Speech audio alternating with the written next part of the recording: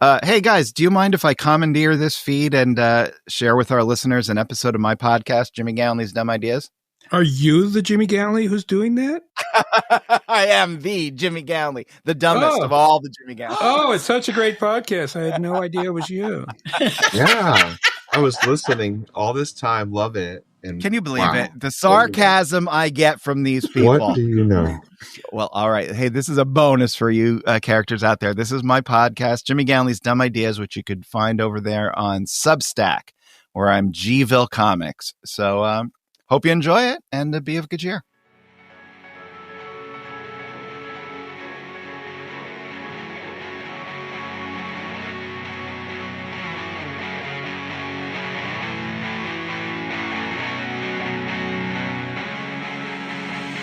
Let's rock.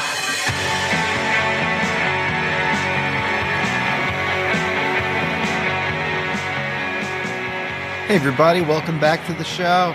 It's a very special day. This is the first ever crossover episode between Jimmy Gownley's Dumb Ideas and Hanging Out in the Real Dark Night. What does that mean?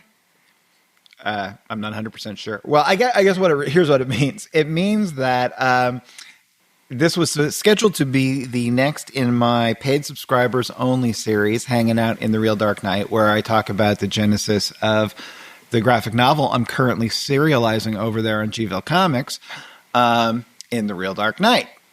And what happened was I had no idea all you people were listening. I thought everything I was doing on the podcast was being heard by the subscribers to the podcast or to the Substack, and that was it. And I was happy with that, and everything was going along. And then I looked at the numbers, and holy cow, there's a lot more of you out there. So that made me feel great. And I thought, well, you guys that I didn't know were there, you should be hip to the whole scene and have an opportunity to at least sample one episode of Hanging Out in the Real Dark Night. So with that in mind, let me cue that intro music. Ooh, a double intro. Ooh, listen, does that set the vibe or what? It's totally different, right? Middle of the night. All kinds of mysterious things are happening. Who knows? Oh, so that's what that podcast is all about. You know, I'm a big believer in setting the tone. I'm appalled by the skip intro button on Netflix. Isn't that? I know that's weird, but I guess maybe it's just because I'm a Gen Xer, so I long for the days of a really good TV theme song. I remember being a little kid and having the 45s for Welcome Back, Kotter and Laverne and Shirley and stuff like that. So maybe my love of theme songs comes from there. Anyway, yeah, so on the podcast In the Real Dark Night, much like what we do on Jimmy Gownley's Dumb Ideas, is we explore different aspects of creativity.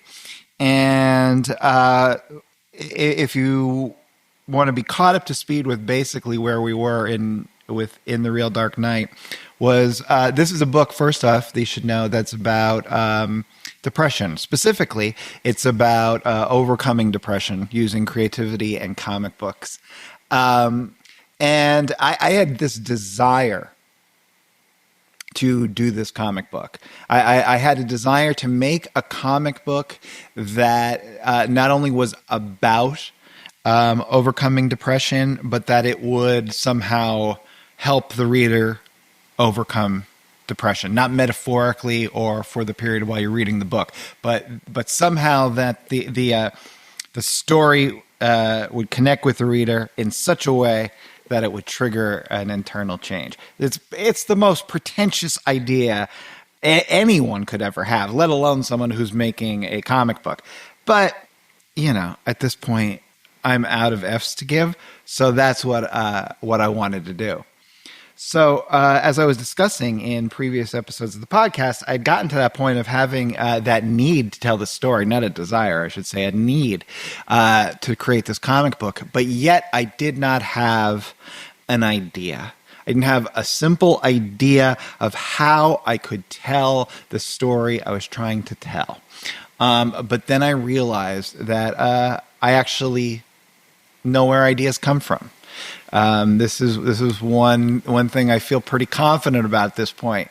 One of the great jokes in writing, or public speaking about writing, is that the most annoying question you get is also the most common, which is, where do you get your ideas?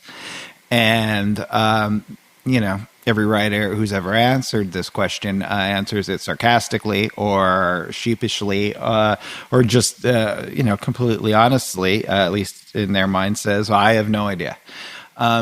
And very rarely, if ever, have I seen something that says, well, there must be places you can go to get ideas. There must be, maybe if they're not all being delivered to you on a silver platter, we could still figure out where they are, and we could figure out how to get them.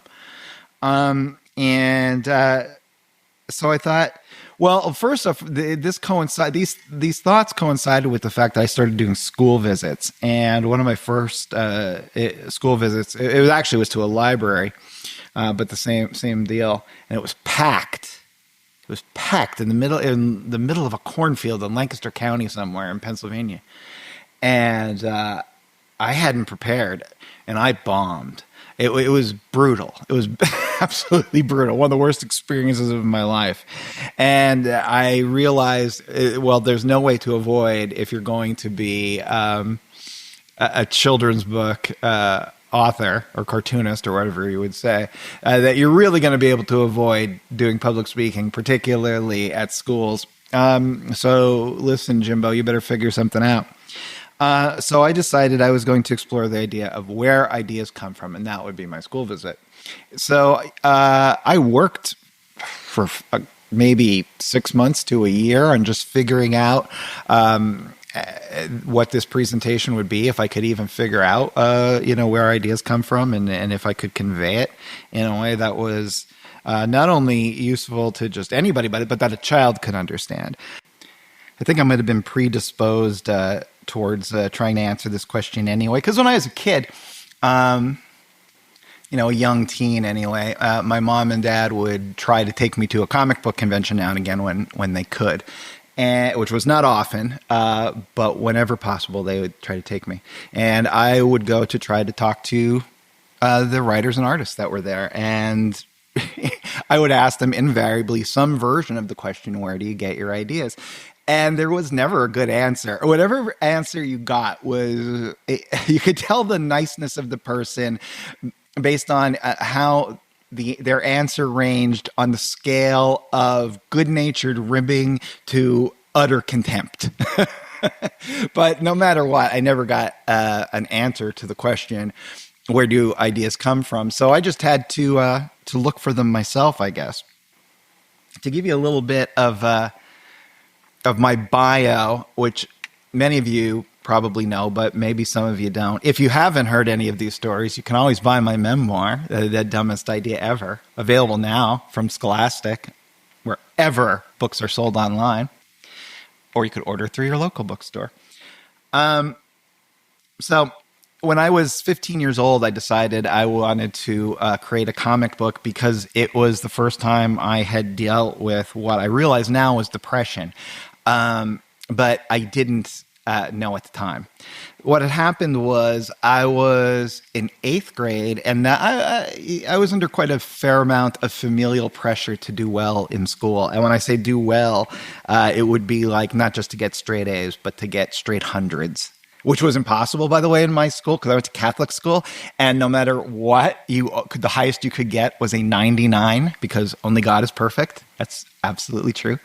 So I was expected to get straight 99s, and the pressure was pretty great. And in 8th grade, I had this double whammy of illnesses that ended up being a real turning point. The first thing was, I got chicken pox.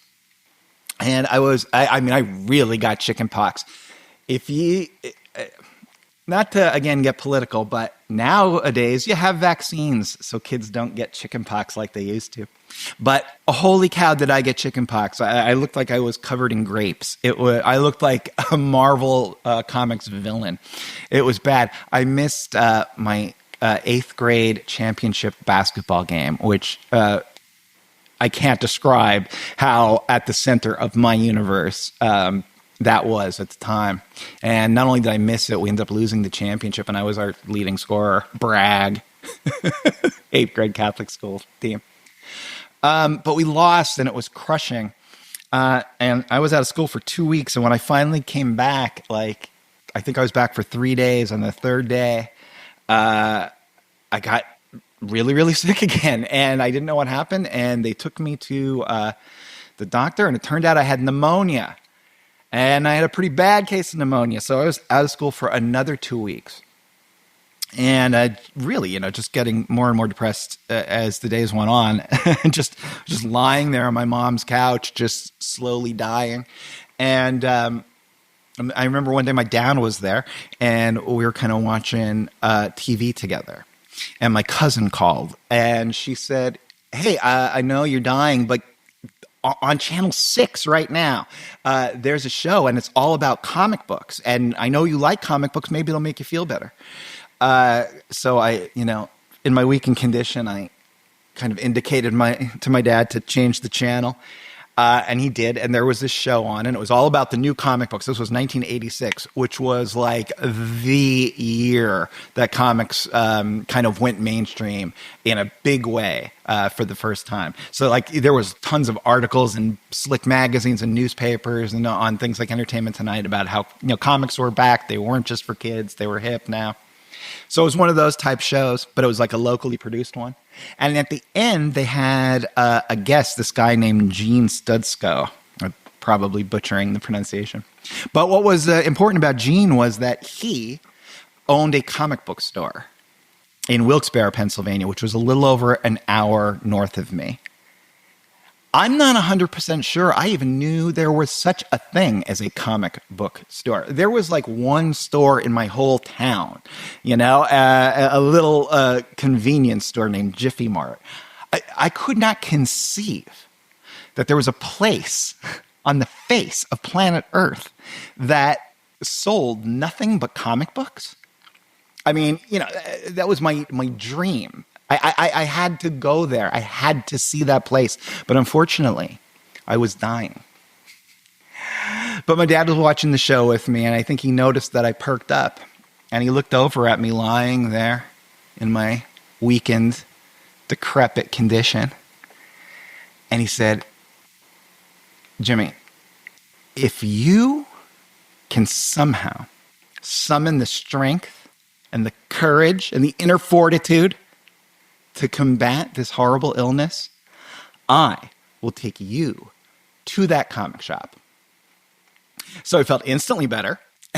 And because my dad and my mom were good people, they, as soon as I did, I was up and around, they took me to that comic book store.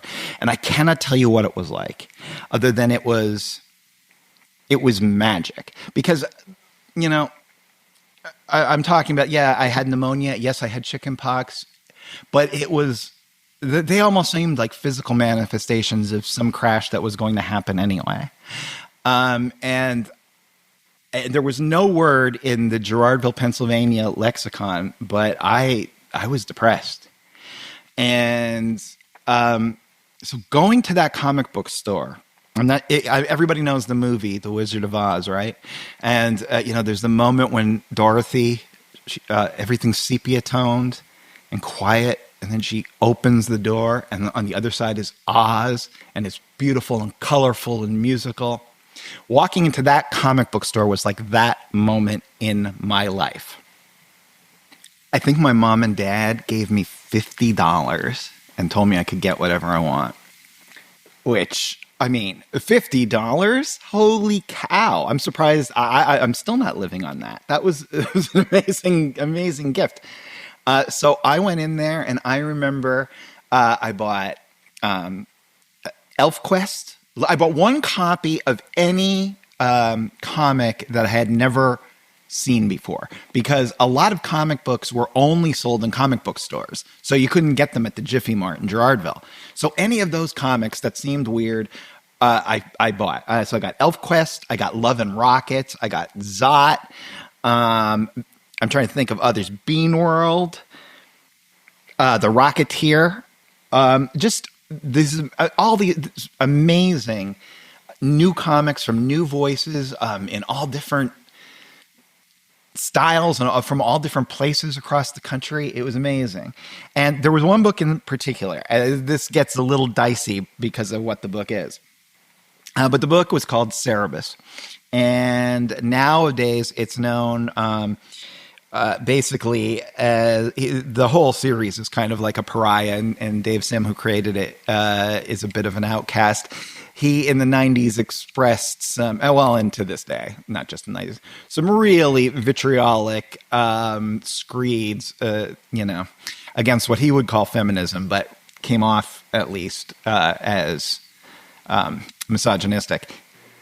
But because, frankly, in some ways, it feels like his comic kind of saved my life, I never cut ties with Dave. I think it goes without saying, but I should say it here anyway, that I disagree with all of his political viewpoints. And the one part of it, though, that I really wonder about is that the person in the world most influenced by Cerebus created Amelia Rules, which is basically the exact opposite of Cerebus. I think about that a lot. I have no answers for that, but it's a complex world, It's a complex world. Anyway, but way back in 1986, that was all in the future. And it was just the hippest thing imaginable. I bought the earliest issue I could find and the most current issue I could find. So it was issue 66 and issue 80. And I realized, oh my gosh, this is the same story. This is like a novel-length story that must be being told between all these issues. And it was so funny, and it was so irreverent. I went to Catholic school, and Cerebus was an aardvark and the pope of his world's major religion. So it scratched the rebellious itch. And I showed it. You couldn't even tell if the Cerebus was an aardvark. He kind of looked like a donkey. I took it to the guy at the comic shop. I showed it to him. I said, "What is this?" And he explained it to me. And I said, where does it come from? And he's like, oh, it's just these two guys in Canada, and they self-publish it. I'm like, well, what do you mean they self-publish it? He's like, well, it's just the two of them. They start the month without a comic book. They draw basically a page a day. They send it to the printer. The printer prints it and sends it to a distributor. The distributor sends it to comic shops all over the world. And then the comic shops send money back to the two guys who create this book in Canada. I'm like, what? And he's like, yeah. And I said, okay, I have a couple questions. I'm like, hang on. Do they make a living doing this? He's like, yeah, they live like rock stars. Oh my God. Okay, here's another question. Do they have to go to a place with a boss and work every day and listen to him? No, they just go to their studio and hang out and draw comics. Oh my God. And here's the third. Do they have to wear a tie? Because I was in Catholic school, so that was the most that was the most odious part, actually, believe it or not, of the Catholic school experience for me was the ties. He said, no, they don't have a dress code. And I was like, oh my God, I have no money, I have no talent, I have no clue, but I am doing that immediately. Now, it may seem as if we're wandering far afield from where ideas come from, but hang in there. It'll all come back around. Oh my God, am I Donald Trump? Is this the weave? Let's hope not. It'll all come together. So I decided I was going to self-publish my own comic book. And the reason behind it wasn't even so much of an impetus to I want to be a cartoonist, so much as I want to redefine myself.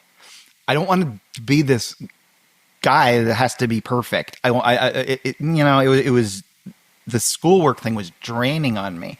It was cramping my style. It was leading to, just bad juju. And I think part of me thought, well, no one around here understands comic books at all. So I win by default. How could anyone even tell me whether I'm good or bad at it, right? It just seemed like an opportunity that I could distinguish myself again on my terms rather than someone else's. So I sat down and I thought, all right, I am going to write this comic book. But, I was like 14 years old, 15 years old. And I'd never written anything in my life. I had limited life experience. I had not read all that much outside of school and the Lord of the Rings. So I did what probably any semi-ambitious, semi-geeky boy in the 80s would do for a comic. Because the coolest thing I could think of was if I could somehow combine Star Wars with the Lord of the Rings and make it happen after a nuclear war. Oh, that would be even better. And that's what I decided to do. I decided to write this post-apocalyptic science fantasy epic called Star-Lord. There was already, by the way, that Marvel character. I didn't know that at the time. Now, that's when I say cram together Star Wars and Lord of the Rings, I literally called it Star-Lord. And I worked on it for quite a while. When you first start trying to draw finished comic book pages, it's the first time you realize what a daunting experience it is.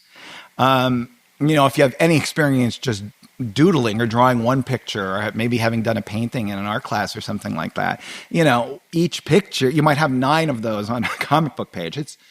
It's a lot of work. And when you're not used to doing something like that, it's very, very challenging and very time consuming. But I persevered, I worked hard, and I produced 3 pages of Star-Lord in pencil. And I was like, I'm a genius. I'm not sure the comics medium is even ready for this level of talent, and so young. Oh, man. There's no denying I had a healthy dose of hubris, and I know it can be a somewhat off-putting trait, but you ain't getting anywhere without it. So I drew my 3 genius pages of Star-Lord, and before I unleashed them on the world, I decided I was going to share the pages with one of my best friends, a kid named Tony. And the reason I wanted to show them to Tony Graziano, was that, well, there are a couple of reasons. One, Tony was very hip. Tony was very smart. He was very sophisticated. And I knew that he would dig what I was laying down. And secondly, and more importantly, girls like Tony. And I thought that if girls liked Tony and Tony liked my comic book, somehow by the transitive property, that would mean that girls would like me, which made me the first person in the history of the world to draw a comic book to try to impress girls. And dude, it totally works. I know I've told that joke before, but anyway. So I decided I was going to show them to Tony. And really what I was looking for was just praise. And, it's what we go to social media for, right? You post your art and you hope you get a bunch of likes. You get a little dopamine rush. I wanted my friend to tell me that he thought it was great. But guess what? He didn't think it was great. He thought it stunk. I was devastated. I'm like, what are you talking about? He's like, I don't think anyone would want to read this. It's like about evil jewelry in space or something. I'm like, what do you mean no one will read it? I think a lot of people would like to read something like this. He's like, no girl will read it. I said, okay, I see your point. I'm all ears, Mr. Smartmouth. Well, if you're so smart, what should I do a comic book about? And he thought about it and he said, why don't you do a comic book about us? Which I thought was the dumbest idea ever. Which, yes, it's a plug for the book, but it's also the truth. Also what I said.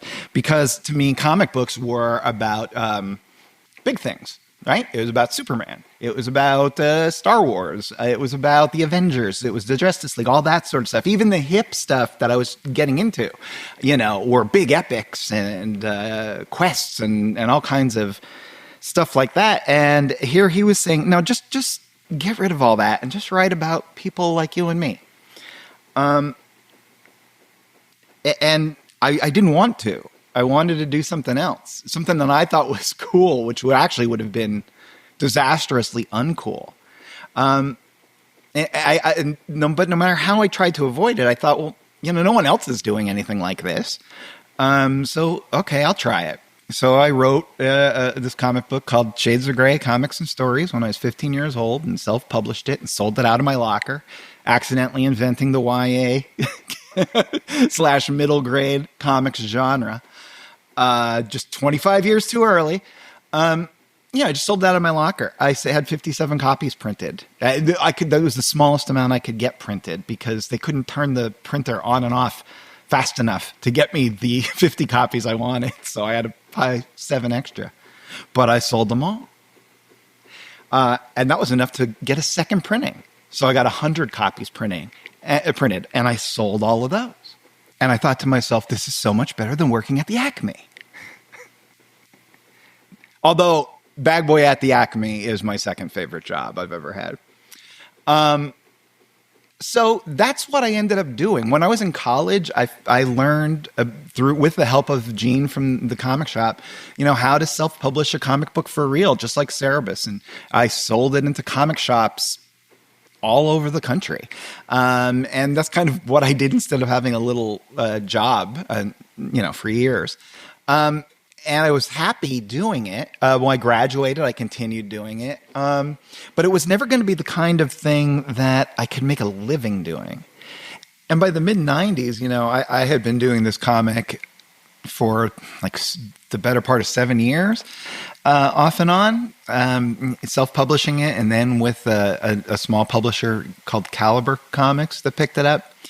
And I was just, I was not going to become a professional cartoonist that way. And I had another career at this point. I was the art director at a TV station.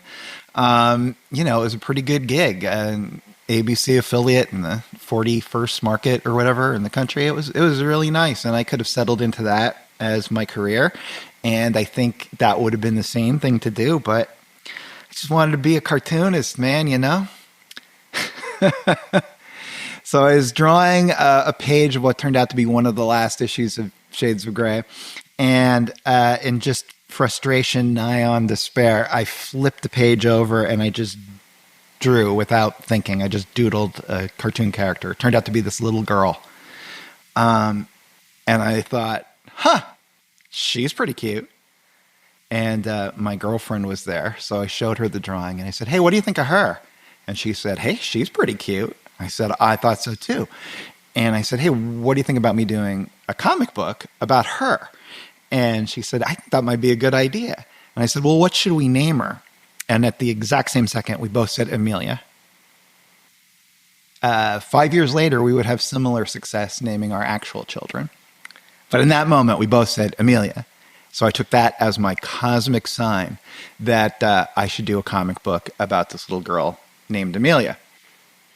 And there you go, folks. That's where ideas come from. You're just sitting around doodling and they pop into your head. Thank you for listening. It's been great. Please subscribe. I'm just kidding. But I do think people think that is how all ideas happen. And I think it's because you hear so many stories like that it's presumed that it's the norm rather than the exception. The most famous example I can think of is Paul McCartney dreaming the melody for Yesterday. He woke up one morning, he had a part of a melody in his head, and it went da-da-da, da-da-da-da-da-da-da. And he thought, wow, that's beautiful. Boy, it must be a classical song, or it must be from an old show or something like that. So he goofed around with it, and he made silly lyrics to it, and he called it Scrambled Eggs, and the lyrics were Scrambled Eggs, oh my baby, how I love your legs. And it took weeks of, asking people, asking John, the other guys, George Martin, hey, is this anything, And they convinced him it wasn't, that it must have just been his. He didn't trust it because it came to him in a dream, and how could that be? How could the melody for such a beautiful song come to you in a dream? For that matter, how could a cartoon character just pop into your head? That's got to be some sort of something beyond, right? It's something that people don't have access to, or not all people have access to. And I'm here to tell you that's not true, because if there's one thing I firmly believe is that I do not have any talent. But the reason Amelia popped into my head at that moment, it was the same reason that Paul McCartney dreamt Yesterday. And the reason is simple. Paul McCartney was 23 years old the day he woke up with Yesterday, or the melody anyway, to Yesterday in his head. But he was 13 years old when he started writing songs. And he wrote songs every day, or performed music every day, or learned about music, or rehearsed and practiced. His music was his life. Songwriting in particular was his life. And he did it with his friend and partner, John, right? Every day for 10 years. Amelia popped into my head when I was 25. I published that first Shades of Grey when I was 15. Every day for 10 years, I wrote comics. I drew comics. I thought about comics. I learned everything I could about comics. Read as many as I could and across all sorts of genres, whether I liked the genres or not. Okay? So yeah, when your conscious mind becomes so dedicated and so immersed in anything, it's not surprising that your unconscious mind can spit some of that back to you in some surprising way, maybe some remixed way, maybe some entirely new way. That's not surprising. You know, yesterday didn't pop into anyone's head. It popped into Paul McCartney's head, partly because he's talented. Sure, he is. But there's might be 100 more Paul McCartneys out there who never sat and honed their craft every day for 10 years.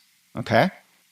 So, yeah, inspiration comes, but inspiration favors the prepared mind. And if in my instance, much less lofty than Sir Paul, you know, that drawing of a little girl that we decided to call Amelia is not a comic. It's not a comic book. It's not. It's not even really a character. And luckily, though, I had spent the last 10 years doing everything I possibly could to try to make a comic book series work. And I had, at that point, learned where ideas could come from when I couldn't just count on inspiration. If Amelia was my moment of inspiration, I was going to meet it with preparedness. So that basically does explain where ideas come from. Inspiration favoring the prepared mind. For the other ideas, they don't come to you. You have to go to them. That's the part that's work. That's the part, though, also that is craft and that you can learn.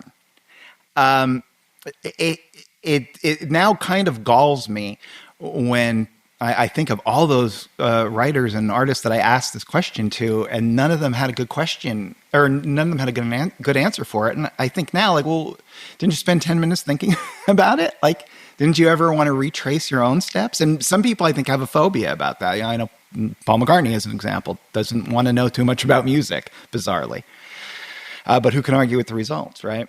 So anyway, all right, so there you are. I have the moment of inspiration. Amelia McBride. Flesh her out a little bit. She's a little girl. She's 9 years old.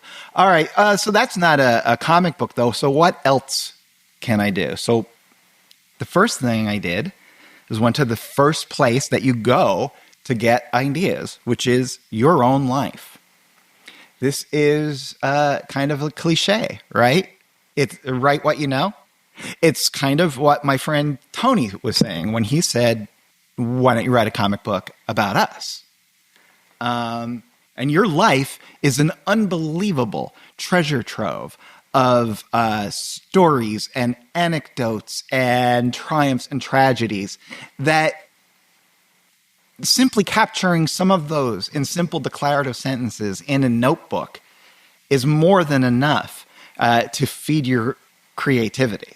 You know, I once heard, and I wish I knew who said this, but it was some writer who said, anyone who survived 8th grade has enough to write about for the rest of their life. So yeah, the first place you go to look for ideas is your own life. But since you've been so patient and you've been hanging out with me so far, I'll tell you an even better secret about that. And it's this.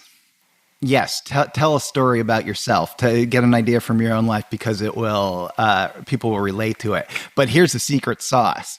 The more embarrassing a story you tell is to you personally, the more entertaining it will be to anyone who hears it. So when I needed a friend for Amelia, I thought back to my own childhood. And, I'm a child of the 1970s and 1980s. So I was a big Star Wars fan. And, you might have been a big Star Wars fan then. You might like Star Wars quite a bit now. Who knows? But however much you liked or like Star Wars, you do not like Star Wars as much as I liked Star Wars. I liked Star Wars so much as a kid that I thought Jedi Knight was a legitimate career option. I liked Star Wars so much that I spent about 70% of my childhood as Luke Skywalker and only 30% as Jimmy Gownley. I liked Star Wars so much that I formed my own Jedi Knight Club. And what we were doing was patrolling the neighborhood and keeping it free from the evil of the Sith. Now, what my neighbors may have seen was 4 weird kids in bathrobes holding wiffle ball bats. I don't know. But the point is, when I needed a character for Amelia, I was able to recall, like anyone else could, their own childhood and just twisted it so that instead of this kid wanting to be a Jedi Knight, he wants to be a superhero. And not only does he want to be a superhero, he's just starting to come to terms with the fact that that probably is not going to happen. And that's where Amelia's best friend Reggie came from. It's as simple as looking at something from my own childhood that as an adult was semi-embarrassing and saying, actually, it's not embarrassing. It was wonderful. And let me show you why. So there you go. We got 2 guaranteed places to find ideas. 1, we work our butts off every single day. And we wait for that moment of inspiration to strike. And 2, and failing that, we look to our own life. So yes, okay, so remember, I said it is better to tell an embarrassing story about yourself because people like it so much. There's another reason you should tell an embarrassing story about yourself, and it's this. If you tell an embarrassing story about yourself in your work, it will make you feel much less guilty when you go to the next great place to get ideas, which is telling embarrassing stories about other people. So I am a person who has many faults and failings. God knows, many of them on full display here. But I was never really, I don't think, what you would call a nerd. I liked comics. I liked Star Wars and stuff like that. But I was not over the top about it. And I liked enough mainstream things, and I was basically, it really was enough of an athlete, not to say that I was an athlete, but I played sports well enough that I would not really have been considered a nerd. And my first drawings of Reggie, I thought, well, this guy's kind of a nerd. So I thought, well, who are the nerds that I've known in my life? And, there was no question. There was one person in my mind immediately. And so I'll tell you that story because I'll explain how I worked this guy into Amelia. So I was in college and there was this girl. Now, if you're out there and you're young, you might not know this, but as you get older, you will develop hundreds of stories, and they'll all start with the phrase, so there was this girl. Or possibly guy. There's no avoiding it. So anyway, so I was in college and there was this girl and she was really cute. And I thought maybe I could take her out on a date sometime. Wouldn't that be great? But, to be honest, I wasn't getting anywhere with it. But one day, out of the blue, she called me, which I could not believe my good fortune. She called and she said, hey, Jimmy, I was wondering if you could help me out. My cousin's boyfriend has just transferred to Millersville, which was my college. And my cousin and I are very close, and she was talking, and she said, he's having a really, really, really hard time fitting in. And I was wondering, since he happens to be in your dorm, would you maybe take him to dinner with you and your friends and, see if you could get him to introduce to some people, maybe break the ice a little bit. And, since she was really, really cute and I wanted to take her on a date, I said, sure. So I called my friends. I said, here's the plan. We're taking this guy to dinner and you're going to like him. And I went and I picked him up at his dorm. I knocked on the door, and when he opened the door, it was a sight to behold. It like, you know, like a Grease the movie level nerd, if you know what I'm talking about, a Revenge of the Nerds level nerd, the kind of a nerd other nerds look at and feel sad for. And he was so shy. He was painfully shy. He could not even look at you while he was talking, but he was very nice. He was very nice. So I brought him to dinner with all of my friends, and we were super kind to him, and we tried to include him, and he relaxed a little bit. He settled down. He even made a few jokes, and everybody laughed, partly because the jokes were actually kind of funny, and partly because they were my friends, and I paid them. But the point was the dinner went great. And I was so happy that I was going to be able to go back and call this girl and say, who shall remain nameless for the sake of this tragic story.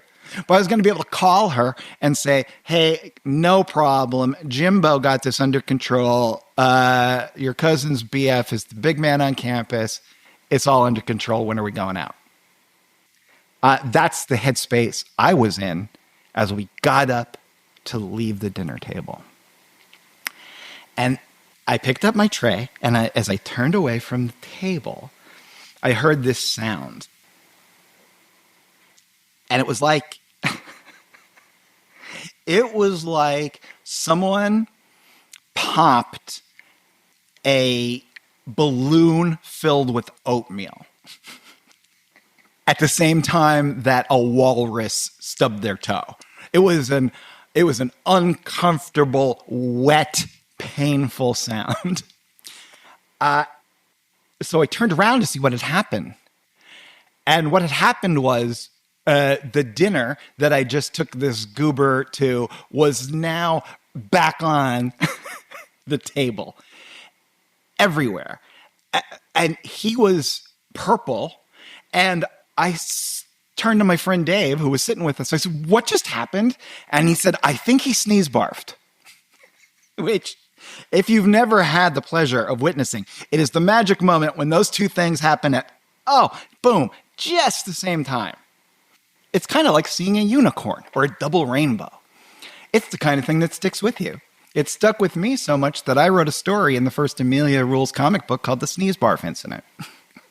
If there's two things I'll be remembered for in my career, it's probably the Amelia Rules Christmas story and the Sneeze Barf Incident. Now, a lot of times in these talks, I say, well, always put the best of yourself in your work. I kind of mean include the Sneeze Barf Incident in that too. But because the best thing I could do at that moment with my creativity was take this awkward, painful, strange and somewhat surreal memory and turn it into the funniest comic book I could possibly imagine. Because the funniest comic book I could possibly imagine has value. And it turned out it had value to a lot of readers. It's still in print today. And it's just based on an observation, just something that I witnessed happen to a poor, sad, unfortunate soul.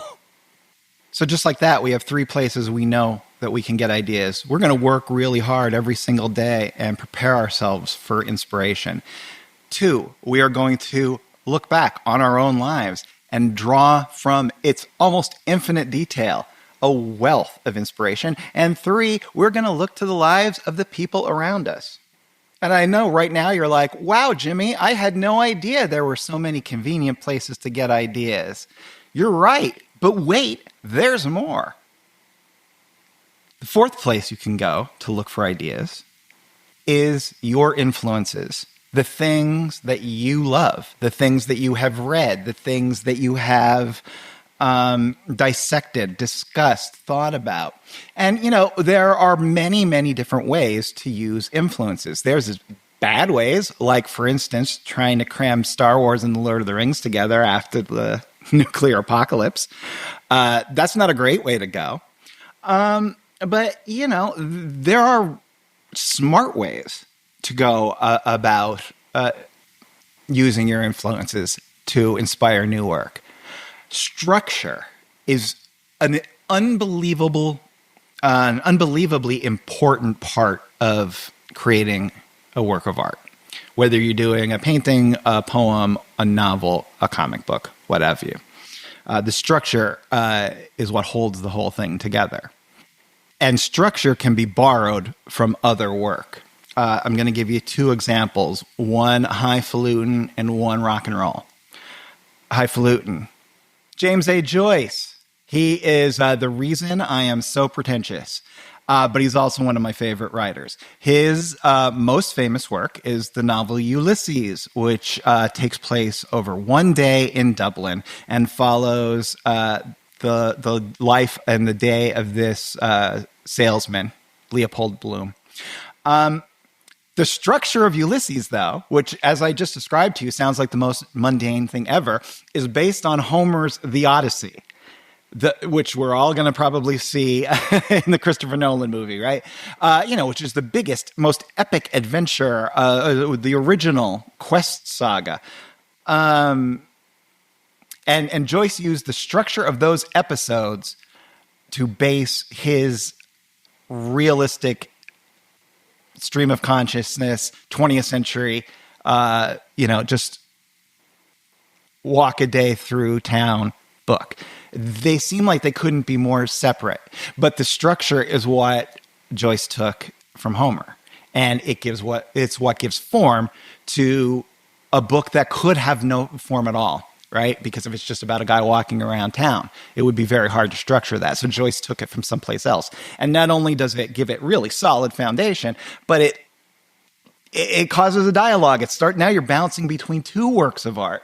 You're saying, that, hey, this modern thing is in league with this much, much older thing. And does that inspire debate, discussion, and inspiration? And yeah, it does. You can steal the structure from something. So the rock and roll example. I have some people I talk about all the time, and I know I apologize. But if I had like a Mount Rushmore of artistic influences, James Joyce would be on there, and Liz Phair would be on there. Liz Phair's debut album is called Exile in Guyville, and it's structured as a song-by-song response to the Rolling Stones' Exile on Main Street, which is one of the greatest rock albums of all time. So is Exile on Guyville. Just ask Rolling Stone. That's an amazing idea, because not only I believe it worked in that she had the songs written, and then she got the idea for the concept and sequenced the album to make it be essentially a female reply to Mick Jagger, which is freaking genius, right? But it could also have worked the other way. It could have worked like, I would love to respond to this album. I have a few things to say. And then the songs could have come from that. Either way, the idea being there's a structure that is pre-existing that I can work with to add my creativity to. And again, now you not only do you have the conversation between the female in the 90s talking to the male rock star in the 70s, but then you go back to listen to that record, and then you start branching out and listening to the blues records or, the early 70s British rock albums, and it creates this much larger world for your work. It's an absolutely smart way to do it, and I'd encourage anyone to think about it. But my own work right now in The Real Dark Night, a lot of the structure is The Wizard of Oz, which I think is, if you had to pick a quintessential story, this is the story of humanity in 200 pages or an hour and a half or less. I think he could make a case that it's The Wizard of Oz. The other structural thing I'm swiping, it would never be seen by anybody except me, but I'm going to tell you here, is from Frank Miller's The Dark Knight Returns. It's a hugely inspirational book for me, even though you can't see any of it in my work. But it was inspirational to me because of its structure. It's a 4-act structure that goes from the mundane to the mythic. And quite intentionally, So is my book. And it's one of the reasons that I love, even though the title for my book, In the Real Dark Night, comes from Fitzgerald. And I love the fact that calling a comic Dark Knight will irritate Batman fanboys. It's also definitely a tribute to that 1986 comics masterpiece. And obviously, that's just one way a person's influences could inspire their own art. Not just structure. You can be inspired by characters you love, by theme, by settings, by genres. I hate to use the word tropes, but there could be certain tropes that you like to explore that you're going to bring all your own stuff to. So that's the fourth place that ideas are waiting for you, and that's in the artwork that you choose to take on as an influence.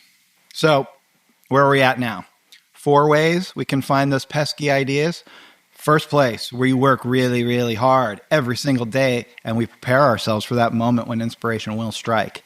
2, we look to our own life, personal though it may be, private though it may be, embarrassing though it may be. It is a rich, rich vein of creative ideas. 3, we look to the lives of others, the actual people around us, the ones that we interact with every day. And 4, we take on the influence of art that we love. The 5th place is just tangential to influence, but it's what I'm going to call form. And what I mean by that is whatever medium you happen to be working in, it has its own strengths and weaknesses that make it unique. Okay. Similar though they may be, a TV show is not a film, right? A film isn't a play isn't a song isn't a comic book.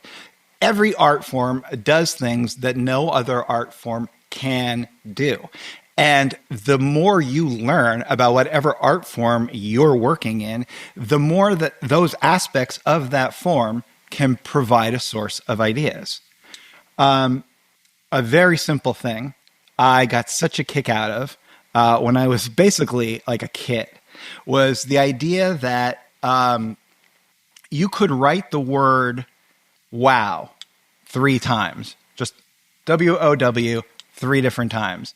And in a prose book or a textbook or whatever, there would be no way of knowing how that should be read. It would just be wow, right?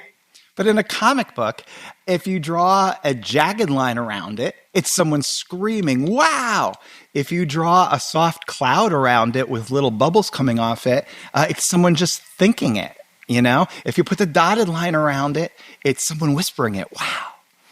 And that's something that only comics really can do.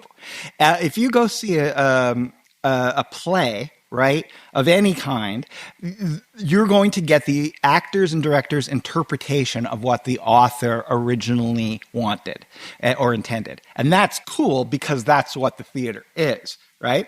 But in a comic, I can tell you exactly how to read the word I wrote.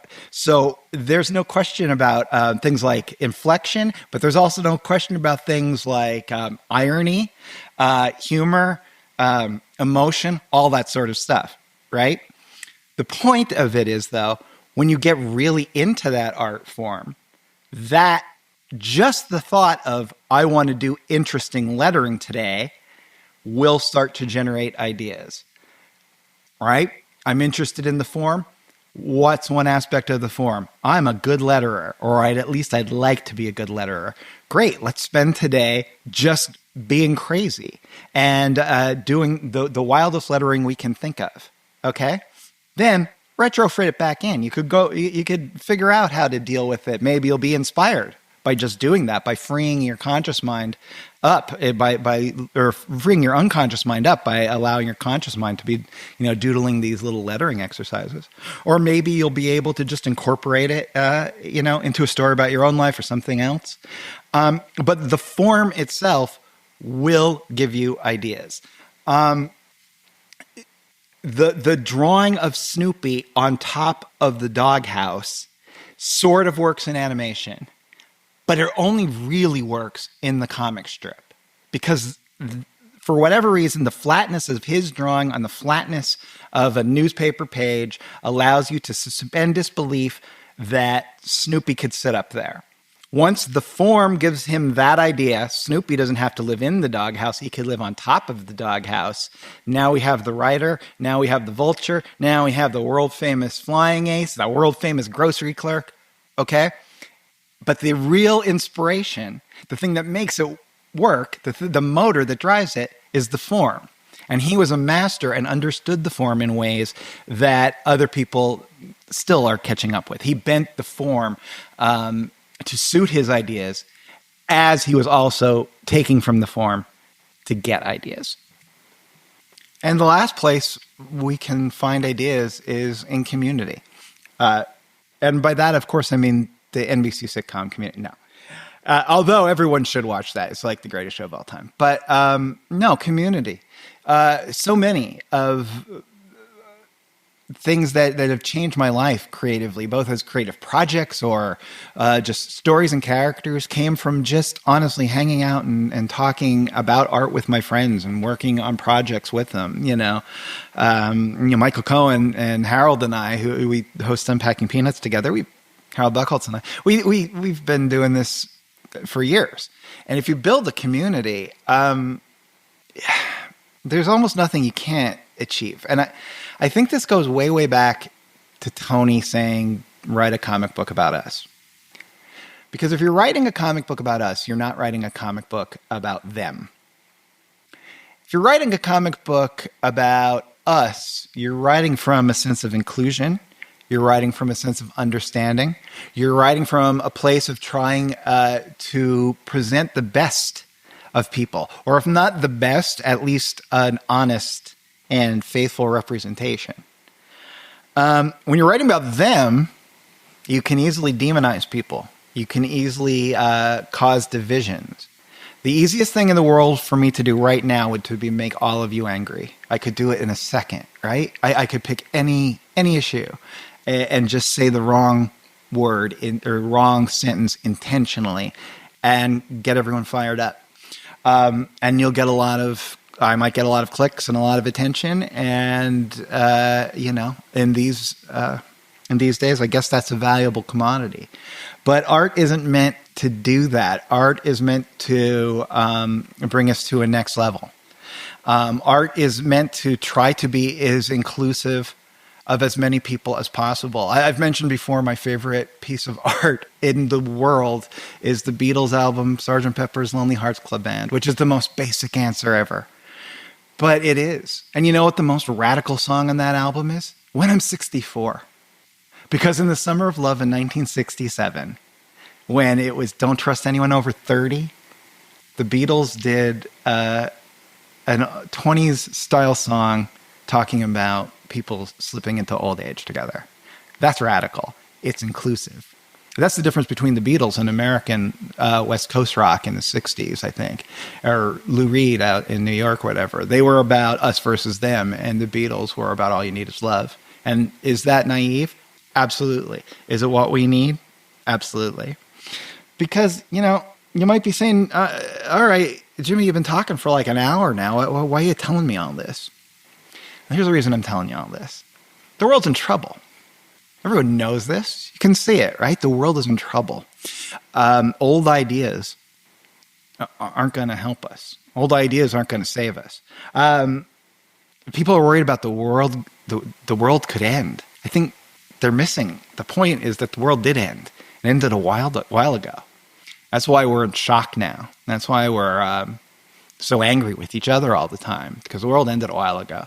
I mean, it doesn't take any real insight or much age to look around and realize the world was very, very different not very long ago, and it's leaving a lot of people behind, and it's causing a lot of anger. So what we need now is new ideas, dumb ones and other. And I'm not going to tell you what to do with the ideas you find in these places. You will find them. If you work really hard and prepare yourself, you'll get that moment of inspiration. If you sit and you reflect on your own life, the lives of the other people around you, the ones you like and love, the ones you don't like, if you embrace, study, and learn from your influences, if you embrace, study, and learn from your art form, and if you're lucky enough to have a community, you're going to find ideas. You're going to have more ideas than you know what to do with. I know that your ideas are going to make the world a much better place. And I just cannot wait to see them. Thank you so much for listening. My voice is actually getting a little hoarse. Wow. Hey, it was an hour long, but come on, I'm giving you the secrets of life, people. If you like this, please share it. I'm really having fun doing the Substack, and I would just like more and more people to come along for it. Be back in about 2 weeks or so for more Jimmy Gownley's Dumb Ideas and In the Real Dark Night if you are a paid subscriber. Otherwise, I'll just see you soon. Subscribe to the Substack. Bye.